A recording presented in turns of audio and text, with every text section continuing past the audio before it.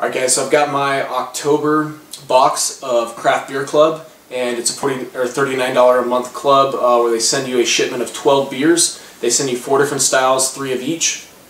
And they give you a little gift in the first thing, by the way. That's what these taster glasses came from. They give you a ton of nuts as well if you like nuts everywhere. You can order and get tons of nuts. But this month they sent me actually stuff that I have access to, at least for St. Arnold's. Afterwards I'll talk a little bit about the other beers that I have of theirs if you guys are more interested in more of what they have. So I've had Fancy Lawnmower, but I have not had the Santo. And anyways, a little bit about St. Arnold's. They are in Houston, Texas. They started in 1997, and that's when Texas actually started allowing people to brew or ferment their own alcohol. And they are considered the oldest Texas craft brewery. They're actually also ranked number 48 in the Craft Brewers Association as far as best breweries.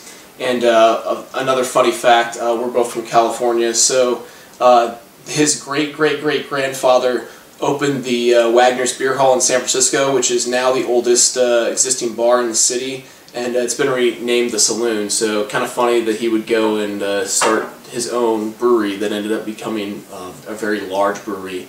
The nice thing about St. Arnold's, they also do a lot of guerrilla marketing. They don't focus on any marketing campaign. It's basically focused on basically people who love their beer going out and sharing and spreading the good word. They're called St. Arnold because the patron saint of brewing is St. Arnold, and actually all the lesser saints of brewing, they name all of their different fermenters after, which is kind of cool, which is another reason I wanted to go check it out. It's on the north side of Houston. If you guys are ever there, it's apparently one of the most awesome places to go visit in the city of Houston. I was there about a month ago, and I wasn't able to go visit it because they weren't open on the weekend.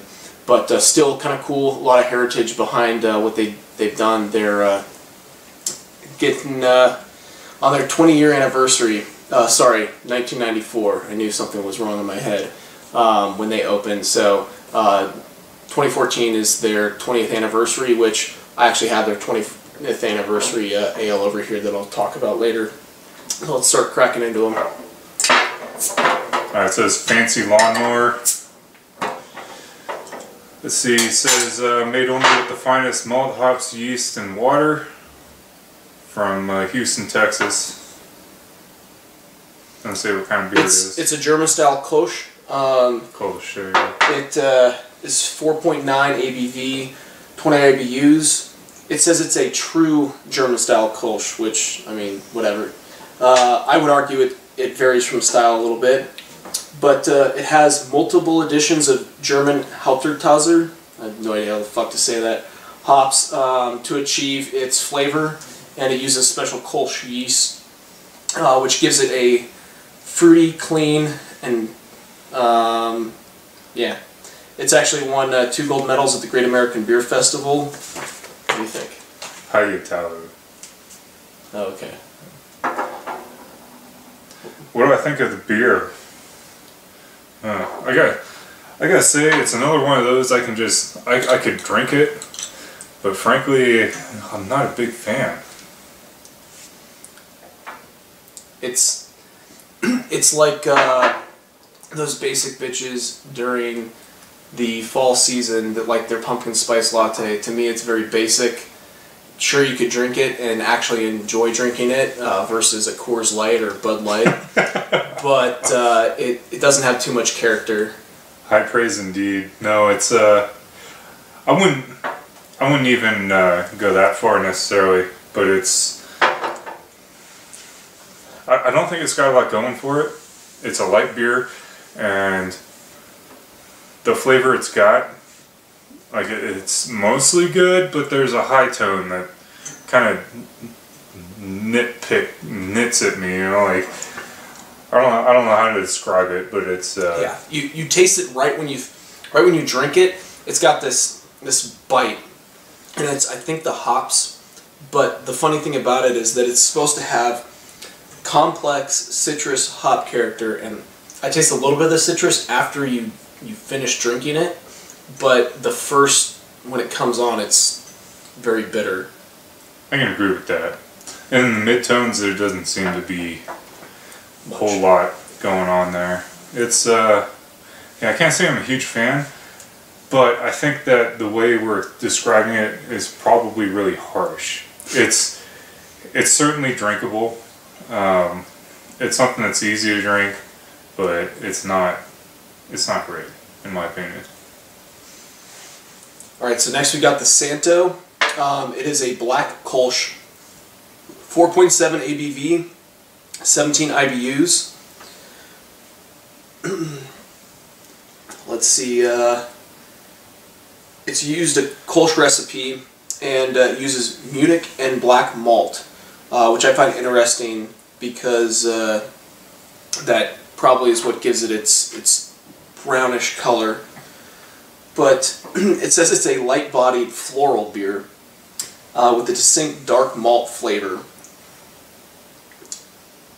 That's pretty much all it describes it as. I would say the description is accurate. Yep. It is a...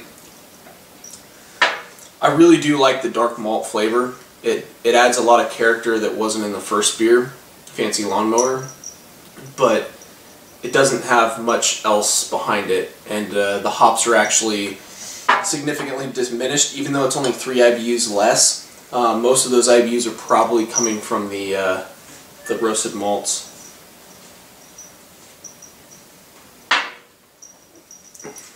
Anything else you want to say about it? No, man, I think you covered it. The description from the paper there is basically exactly it.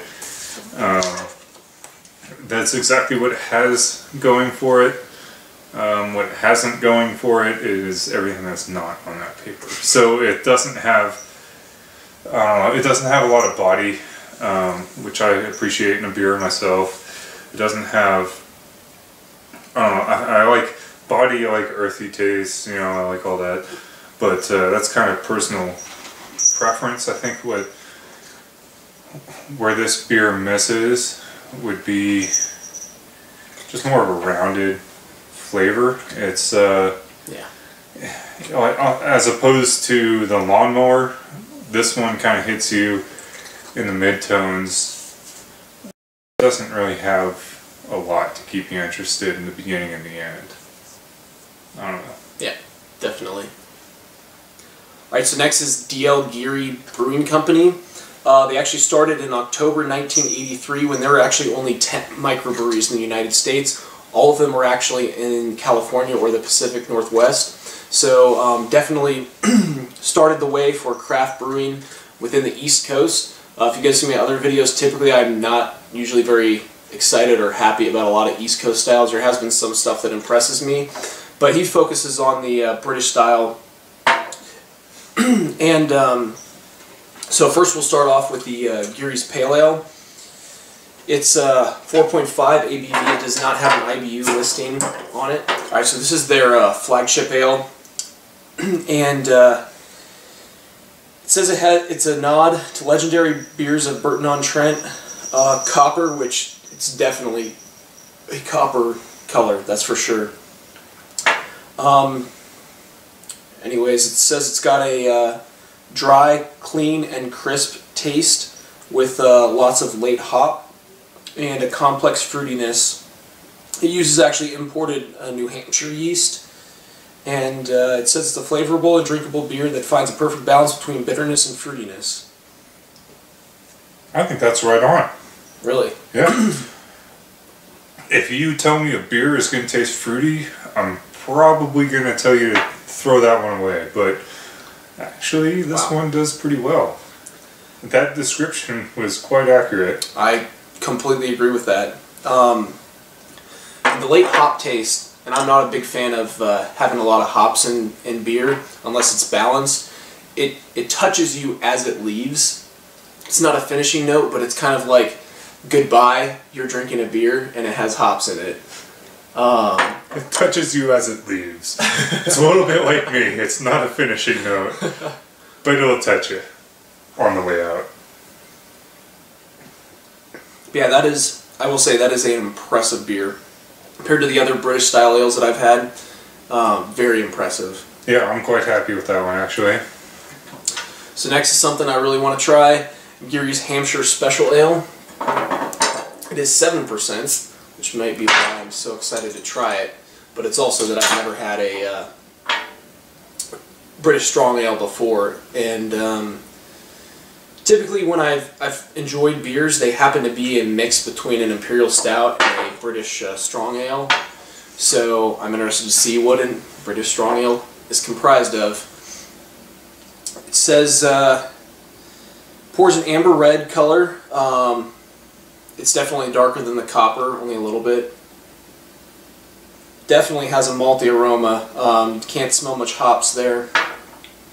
And it says huge toasted malt flavor balanced by an assertive hoppiness with notes of toasty caramel, honey fruitness. The finish is long and lingering with the malt and hop notes blending with alcohol warmth. I gotta say again, the description as written is right on, and I also have to say that it's not for me. So beyond that, I can't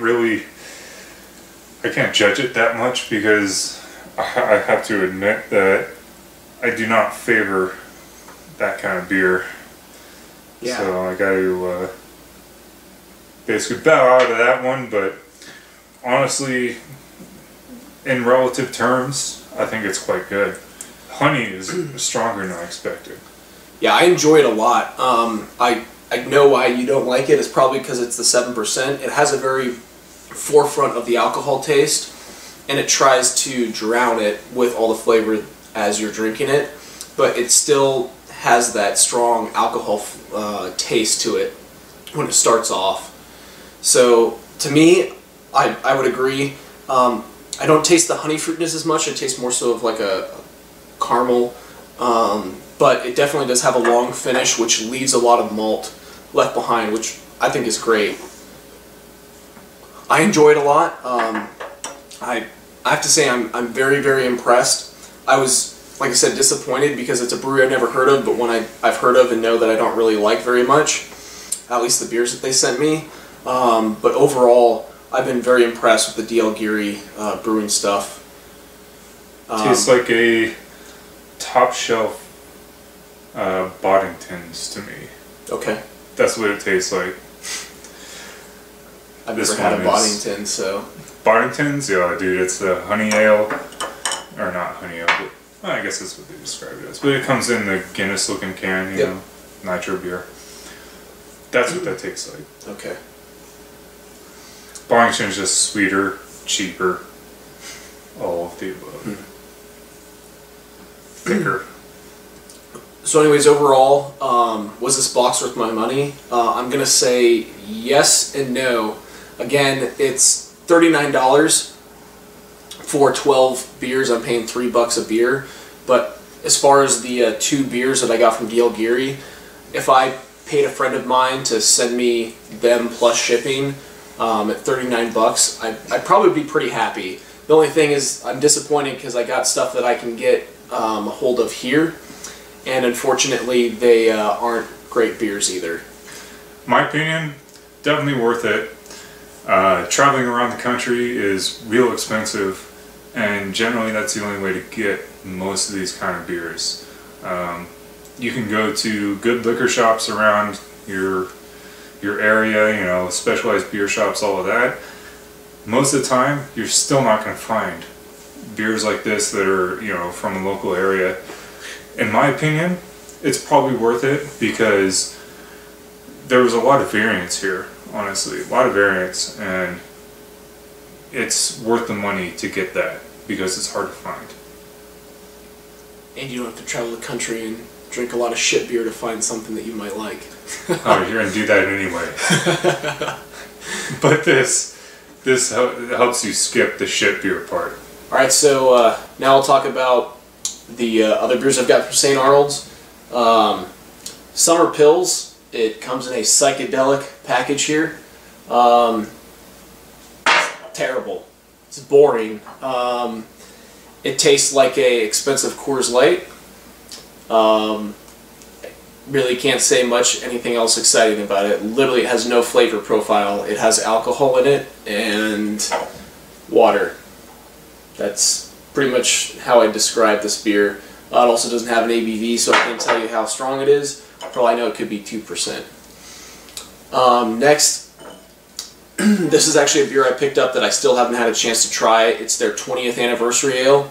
I did hear great things about this, but because I haven't enjoyed any of St. Arnold's beer so far, actually I take that back. I enjoyed their Oktoberfest, which I forgot to mention earlier, but their 20th anniversary ale, no idea what it tastes like. I haven't even seen any reviews on it, but I picked it up because it's something special and it's their 20th anniversary. So I thought I'd pick it up. Haven't had a chance to try it. It's been sitting in my fridge for a while. Hopefully it proves everything wrong that I've tasted before. But then again, the Oktoberfest that I had was good, but definitely not one of the best that I've had. So again, St. Arnold's is in North Houston if you guys want to check them out. I definitely recommend going to the brewery. It's an experience. Even though I haven't been there, I've heard it's definitely the place to go. So don't take my word for it. Take the other people that have told me that it's their word. So don't blame me when you go there and it sucks and their beer sucks. I did warn you that some of their beer isn't that great. But anyways, thanks you guys for watching. I got tons of other videos out there. If there's something specific you would like to see, please leave that in the comments below and I will do everything I can to check it out for you. If there's any other beer subscription services, other beer stuff you'd like me to review, please let me know. I'll segregate a section of my channel for that, since pretty much I do unboxings and reviews. I'll review some beer for you guys if that's kind of what you want to see. I'm moving closer to the West Coast, so I'll have a lot more access to beer. So hopefully I can grab something that you guys are interested in and do a review for you guys. Thanks.